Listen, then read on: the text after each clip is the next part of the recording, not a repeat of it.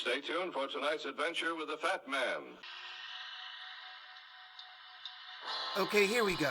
Good morning, good afternoon, good evening, whatever time of day it is. I hope it's good to be where you are because I'm really excited to be here today.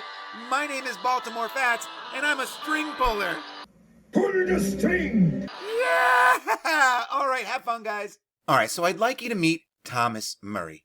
And I met Thomas as I was rooting around Senior. He was just another dangling string that I felt compelled to pull. My fat senses said, Pull the string! And so I'm glad that I did. Because as this says, he was a prominent Scottish portrait painter. So prominent, in fact, that kings and queens sat for him. And what's interesting about that is that he only painted their faces. He would literally tack the faces onto an already existing full-body portrait. To me, this supports the idea that some of these portraits aren't very accurate, which is interesting because Thomas here is a dead ringer for the Marquis of Tullibardine, Bill Murray. And amazingly enough, the narrative says that these two men are not related, but all I can see is fat old Elvis and the young king of rock and roll. Because if these two portraits aren't just age variants of the same model, then I have to believe that they're closely related somehow. But unfortunately, the gatekeepers are silent on Thomas Murray and his upbringing, who his parents were and so forth, making him just one big dead end. And so just that quick, it's time to say goodbye to Thomas. Which is okay because when he left, his cousin, Tommy Boy Murray from Baltimore, crashed the party. And he was a Moray Murray of the prominent English family, meaning the Murrays of Tullibardine. And he came over as a refugee of the Jacobite Rising of 1715. The same Jacobite Rising that the Colonel and the Marquis were a part of.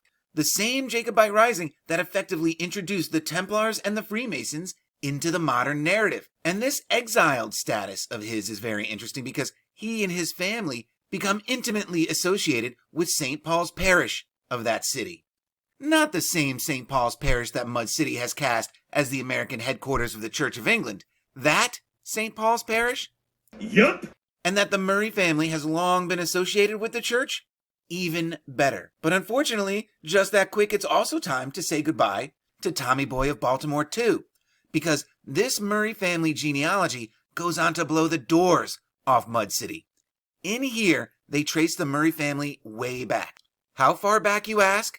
Try 33 generations back, of course, all the way back to Aubrey de Fencenzac. Oh, you don't know Aubrey de Fencenzac? Well, maybe you know his grandson. Sitting pretty at generation 31 is none other than Geoffrey Plantagenet. That Geoffrey Plantagenet, patriarch of royal families who will rule England, Scotland, and Great Britain for over 500 years, and who still have power players in the game today. And it was during the reigns of the Plantagenet kings that England and what it meant to be a monarch were forever changed by the introduction of parliamentary government and through contracts like the Magna Carta and the Charter of the Forest. These contracts allegedly limiting the power of the crown and giving more power to the people. It was the Plantagenets that built the bridge between the savage Anglo-Saxon and Viking kings to the ruling elite as we see them today. And it's all the same families, of course, and they had help staying in power. Help that came from these guys and the people that they published. And let's not forget that our high priestess Emily Reed Nay McKim ties her bloodline back to the barons of the Runnymede, who wrote the Magna Carta. But even better than this genealogy connecting the Dukes of Atholl to Geoffrey Plantagenet and all this insanity is that this genealogy introduced me to James Murray of Atholl, Baltimore County. Wait, what? Who filed a will in 1704 sealed with the crest of the Murrays of Tullibardine, which would make him a compass-wielding Templar. But not so fast. WikiTree is quick to point out that Jimmy's parents have not been proved with any primary source evidence. Primary source evidence my balls, right? This genealogy and my favorite genie say that Jimmy's dad is none other than the first Duke of Atholl. And that's good enough for Mud City, which would make Jimmy the Grand Poobah's great-great-uncle. So he's Uncle Jimmy. And the paternity issue here would appear to come from the fact that the first Duke does have a son named James who doesn't appear to come to Maryland. But as we've seen before, that doesn't mean that the Duke didn't have illegitimate kids named James running around out there. And that the narrative provides 2 different birth years for Uncle Jimmy Atholl from Baltimore County doesn't help the matter any. Right? WikiTree gives him a birth year of circa 1658, while Jeannie goes with circa 1665. Right? That's a 7-year discrepancy. Who gets this wrong? Right? 7 years could make a tremendous difference in Uncle Jimmy's story, especially because it's known that he was transported prior to 1676. So the latest that could be would be 1675, making Jimmy either 10 or 17 years old, if that were the case. Now, there's a huge difference between a 10-year-old and a 17-year-old, especially in the mid-1600s. In the mid-1600s, at 10 years old, you were still a child, but at 17, you were a man. And this prior to designation is also vague enough that it could mean that Uncle Jimmy was an infant when he was transported, and that his transport seems to be wrapped up in some form of land deal. Doesn't reek of human trafficking at all. Smuggling in some illegitimate children of the noble families, in exchange for some land. And this is where the idea that Uncle Jimmy being a bastard son of the first Duke of Athol is important, at least to the Mud City paradigm anyway, because he can provide a little motion around how Mud City sees these events. Presented American history wants you to believe that all these early settlers and colonists coming over here in the 16 and 1700s were either religious zealots or opportunistic farmers and the like. And I'm sure that some of those types were there, but in Mud City, they would have just been hired hands to help shore up the infrastructure recovered by the cleanup crew sent in to see what they could salvage from the civilization that had been wiped out. A salvage crew that Mud City morphs into the U.S. Army Corps of Engineers. And of course, a part of this salvage mission would include rounding up any survivors and putting them to work. And from there, the new rulers could do anything they wanted to change the natives' history. Their story may not have looked anything like this at all, because their story was written by company men. And so we have these noble families like the Murrays, and remember, this would have been going on up and down the East Coast at the time. Different noble families swooping in and placing their offspring into power positions and leadership roles, getting things ready for the new people being bred to populate this playground being created for them. And this population initiative would be controlled by a different division of the company, the division responsible for the immigration storyline. And in Mud City, these noble families, of course, are merely just beards for a hidden ruling pyramid scheme littered with worm knights and topped by the first architect, the mighty Yaldabaoth. Praise Yaldabaoth! And so now, given this Mud City context, Uncle Jimmy is clearly an agent of the Freemasonic Templar agenda. And as an illegitimate son of the Marquis, he could operate outside the realm of certain scrutiny and imperial entanglements by appearing to not be directly related, affording him a certain amount of anonymity. And by using the selective breeding program the noble families use for themselves, they can maintain their power positions for generations, centuries, maybe even millennia, as the royal families of Northern Europe and Great Britain have shown. And Uncle Jimmy has gifted me with absolutely insane examples of this after my fat senses said, Pull the string! And so let's take a closer look at Uncle Jimmy's family, who we can trace back at least to Geoffrey Plantagenet. Right? So it's hard to get more noble a bloodline than the Plantagenets, unless, of course, you're an Erskine. All right, so Uncle Jimmy's kids stand a pretty good chance. And, of course, these genealogies can't even get the number of kids he has right either. WikiTree states that he and his wife have 7 kids, yet my favorite genie says that they have 9. What? And so again, who gets this wrong? And why? And we're going to be looking into that in a minute, because you can't have these kids, however many there are, without a baby mama. And so it's time to Pull the string! on Uncle Jimmy's wife, Aunt Jemima. All right, so we have Jemima Murray Cromwell née Morgan. And so Jemima is a very interesting name, aside from its associations with delicious breakfast products, right? Because it's one that you don't see all the time. Yet it does have strong biblical roots. You see, Jemima is the name of one of Job's beautiful daughters, awarded to him after his ordeal. And it's also Hebrew for dove, which is interesting in a host of ways, least of which is that it was the ark and the dove that came to settle Maryland. And it's also interesting to me that while reading up on this, I learned that Noah first released a raven before the dove. I'd never heard that before, and with as important as the raven is to the identity of Baltimore, tying ravens and doves in the story of Noah to Baltimore through Aunt Jemima makes the fat senses very happy. And speaking of Jemima, she was a Morgan. Yup. That name again. She was daughter of one Captain Morgan and his wife, Mary. And so chasing down the good captain's paternal line, Genie paints the picture of a bloodline littered with nobility. A bloodline that we've seen before. There are people like Sir John Morgan, Knight of the Holy Sepulchre, a knightly order similar to Biggus Dickus's Templars, but one with potentially far older origins. Going further back, Genie transforms the Morgans into the Llewellyns, a Welsh noble bloodline going back to the Anglo-Saxon times, allegedly. We have a King David, anyone? Right? It's just unbelievable. And so not only do Uncle Jimmy's kids have Plantagenet bloodline coursing through their veins, they have Welsh noble blood as well. And that's not all, right? Because we still have the Cromwell name to contend with. Surely that's the name of Aunt Jemima's second husband. Or is it? This is what happens when you pull the string. And so following Jemima's second husband Thomas back paternally, we get William Cromwell of Anne Arundel County. And he was born in Wiltshire, which is amazing because how often does Wiltshire come up and have it have nothing to do with Stonehenge or Avebury or any of those types of places, right? Because these places are merely attractions used to distract the masses from their true history. It's a trap. And so Billy Boy's father, Thomas's grandfather, was Tombstone Sir Henry Cromwell, Knight. Now, his father, the sheriff and Knight Bachelor, Sir Oliver Cromwell, his brother, Robert, who was another Knight Bachelor, his kid is none other than Oliver Cromwell, Lord Protector of the Commonwealth, who led a military coup where he ousted the Stuart King Chucky Part 1, only to be overthrown by Chucky Part 2. Right? And if we still treated our enemies as such, the world might be a very different place today.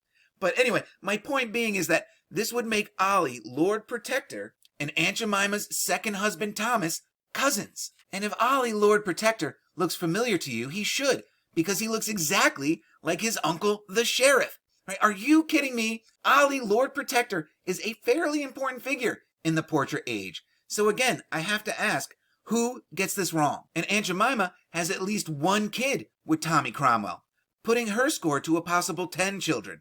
You know, all with some very noble blood coursing through their veins. But we're not done yet, right? Oh no, right? Because we have to take a look at Aunt Jemima's mother, Mary Morgan, right? And her maiden name just so happens to be Cromwell. Yup. Right? Her father was Colonel John Cromwell, alias Williams. So another colonel. And I love that this one needs an alias. And so the maestro's father is none other than the sheriff. Right? So this would make Aunt Jemima cousins with Ollie Lord Protector as well. What?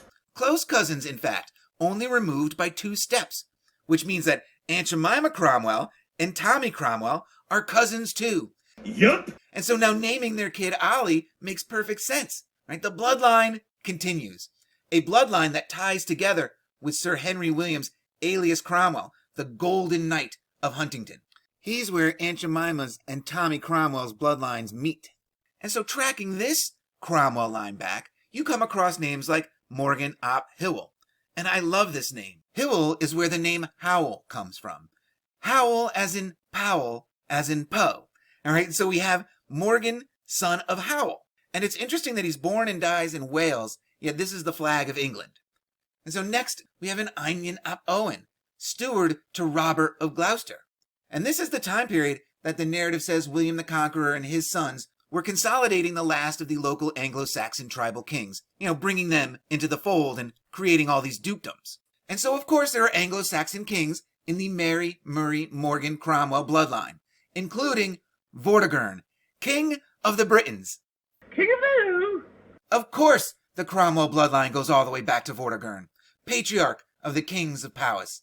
And unbelievably, this story connects to my Fata Morgana episode that I published almost 5 years ago already. And I unlisted it after its initial run because I didn't feel it really fit into the Jubilee storyline as well as I had hoped, but it fits in now, so there's a link to it in the description box if you want to check that video out. But the thing about Vortigern, king of the Britons, is that he probably never existed. Like so many of these characters, there's almost no proof that they ever existed at all. And what little proof they do have comes from sources written generations after they allegedly existed. Yet this is a Genie page. With no proof this guy ever existed, there are people out there who believe that they are bloodline relatives with a ghost, a figment of someone's imagination. And my favorite Genie keeps going too. dead ending over 400 years later in 35 BC with Eudolon Ap Aphalak, son of no name, which is amazing because the prefix Ap literally means son of, right? So his father's name was clearly Aphalak. The gatekeepers are just so lazy. But yeah, not only do the noble Cromwells believe they're connected some 2,000 years back, they have modern people believing it too. And so I can't speak to the truth of this anywhere else but in Mud City, because in Mud City, all of these extended family bloodlines are bullshit cooked up by these guys to cover the population initiative. But let's pull it back and rein it in a bit after taking that millennia's long trip through Welsh royalty and get back to Aunt Jemima and Uncle Jimmy's kids, because it's been determined that they're of good stock. So I'm going to go with Jeannie's list of 9 kids. And the first thing that jumps out at me is that 7 of 9 have ancient Hebrew names straight from the Bible. Jabez, Zipporah, Josephine, Josephus, Jemima Jr., Keziah, and Melchizedek. And the interesting thing here is how big a break in tradition this is.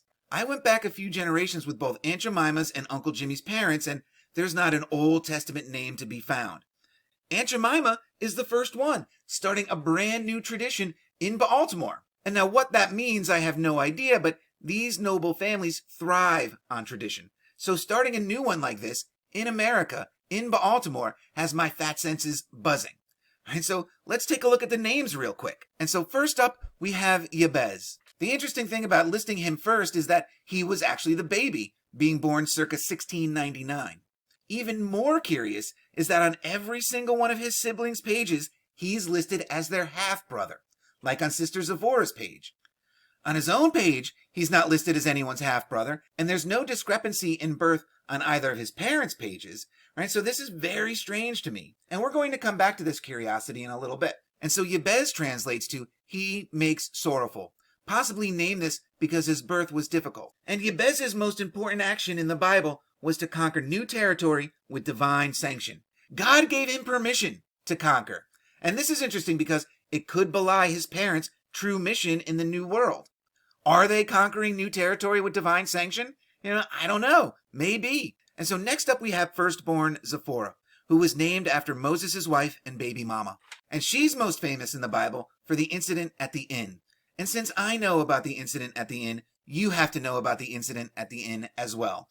So the story goes that Moses and family were heading to Egypt to free the Israelites per God's command. Yet somehow along the way, Moses has displeased God, and God wants to kill Moses. And so I'm not exactly sure what this would have meant for the chosen people still enslaved by Pharaoh, but God's pissed. And Zipporah realizes that God must be this angry because they prioritize the emancipation of the Jews from bondage over the covenant of circumcision, which they had failed to make on their newborn son before hitting the road. And so, thinking on her feet, she grabs the first sharp rock that she can find, and she becomes the first female mohel in history. What? Ouch! And then she rubs the bloody foreskin across Moses' feet. Yup. Gross! And yet somehow God is appeased and allows him to continue his mission to free the Jews. This story is in the Bible, folks. And we're going to come back to Zipporah later. Right? Because moving on, we have the triple J's, Josephine, Josephus, and Jemima Jr., all born in 1687. And with the 3 J names, it's easy to think that we're looking at triplets here. And Josephine, of course, is the feminized Josephus, and she's one of the kids left off of WikiTree's list, which is interesting because she allegedly lived a nice long life, but was either barren or celibate, having never married or had children, unlike her brother Josephus, who fathers 12 children. And while there was no Josephus in the Bible, we would know very little about the ancient history of the Jews were it not for Josephus Flavius, right? So it's interesting that he could be named for Josephus Flavius, who you may remember is tied up with Poe and his grandfather Benedict Arnold, right? Which is amazing. And so rounding out the J's, we have Aunt Jemima Jr. And we're going to talk more about her in a minute too. Jemima being one of Job's daughters. And this is where that gets more interesting because Sister Keziah is also named after one of Job's daughters, who had 3. Right? Interesting because Uncle Jimmy and Aunt Jemima had the opportunity to hit the trifecta of Job's daughters because they have another girl whom they named Elizabeth. Seems odd to me that they wouldn't complete that set. And I think now is as good a time as any to drop in here that Job's daughters is also the name of the Freemasons' version of the Girl Scouts. All right, and Elizabeth is the other child WikiTree fails to mention. And since Jeannie gives her no death date, this suggests to me that she died very young. All right, so next, there's Morgan, the other child not named with an ancient Hebrew name. And Morgan obviously being a family name here. All right, so to close it out on the names, we have Melchizedek. And I love this because you may remember that Uncle Walt had a great however many back grandfather named Melchizedek, which was just the anglicized version of Melchizedek. And Melchizedek translates to "my king is Zedek," a deity postulated to have been worshipped in pre-Israelite Jerusalem. The Canaanites, the Phoenicians, the Sea People, whatever you want to call the people Yahweh decided had to go, right?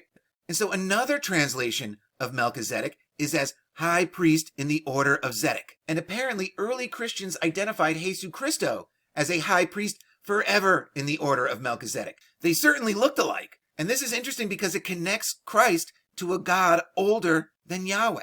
This identification is very curious to me. And this whole new tradition of naming their kids with ancient Hebrew names is also curious to me. But in an interesting bit of turnabout, I'm not going to look at the paternal line here. I'm going to focus on 3 of Uncle Jimmy's daughters whose stories are just too good to ignore. Well, maybe not their stories so much, but how matriarchal they could be. And so we're going to start with Zipporah, firstborn, and there's strangeness all around her, starting with the number of kids she has, right? WikiTree says she and her husband Dick had 9 known children. Yet, my favorite Jeannie said that they have 16. What? That's 7 extra kids. How's that? Extra kids like Ruth Gist, Guest, who, like 3 of her siblings, have birth dates that range from circa 1695 to 1735. That's a 40-year span. And so to start giving birth in 1695 would make Zipporah 10 years old. And again, this is just incredibly lazy on the genealogist's part. With good records on possibly 11 of these other kids, at least push the circa dates until after her wedding, for decency's sake. And speaking of her wedding, she marries one Richard Gist, or Guest, on December 7th, 1704, at the Quaker Meeting House in West River, Anne Arundel County. Of course, they were Quakers. And the amazing thing about this is that both the Gists and the Murrays were deeply connected to St. Paul's Parish. Why are they getting married as Quakers? And why are all their children being born in St. Paul's Parish? All this does is reinforce the idea that the Quakers are just a bearded movement of the Church of England. Jesuits, more than likely.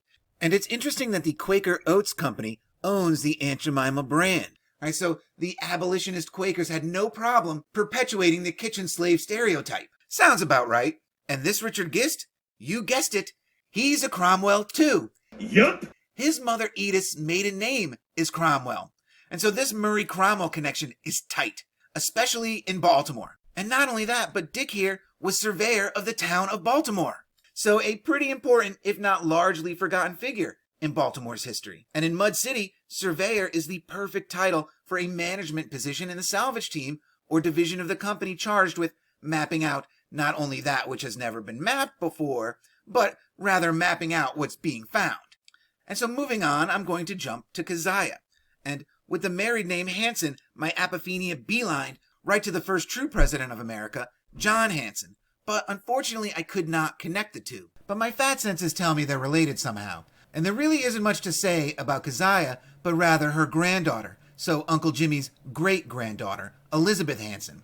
Right? She marries David Gorsuch, whose grandfather is Charlie Gorsuch, first patented landholder in Baltimore City, and great-grandfather however many times back to Neil Gorsuch, sitting Supreme Court Justice.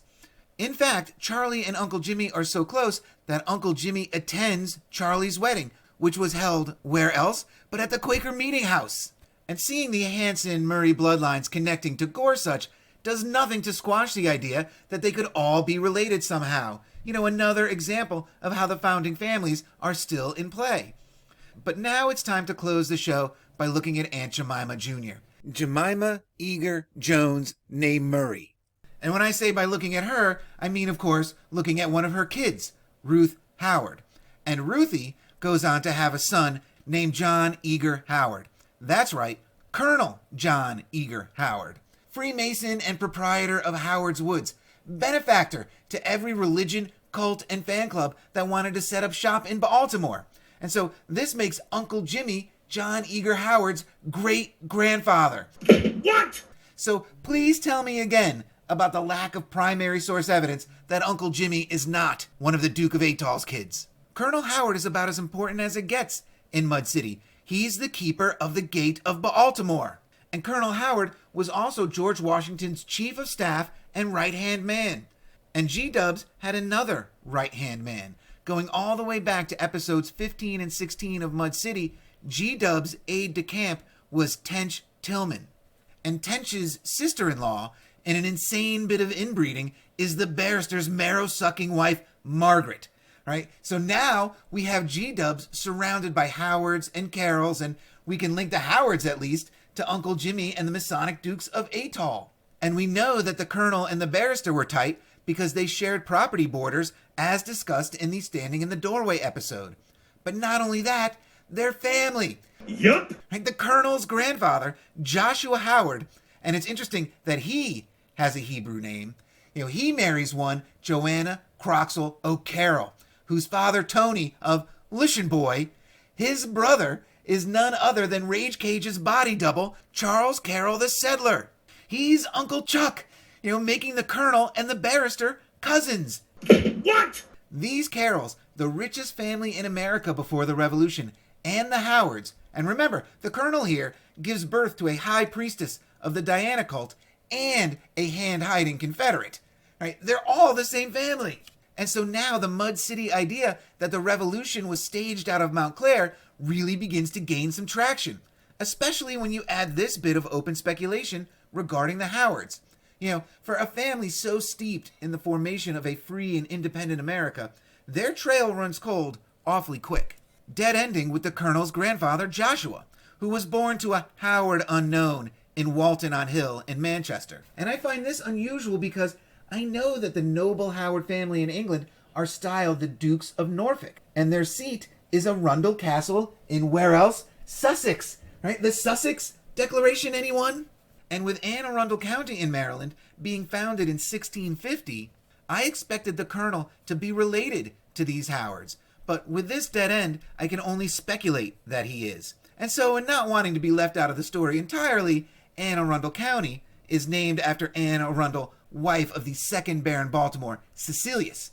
You can't have a story this deeply entrenched in Baltimore history without having the Calvers show up. And Anne here, her father was born in Wiltshire, and her grandmother was born in Nottinghamshire. Are you kidding me? And the name Arundel goes all the way back to the first Duke of Norfolk, Worm Knight Thomas de Mowbray, who was also the first Earl of Nottinghamshire.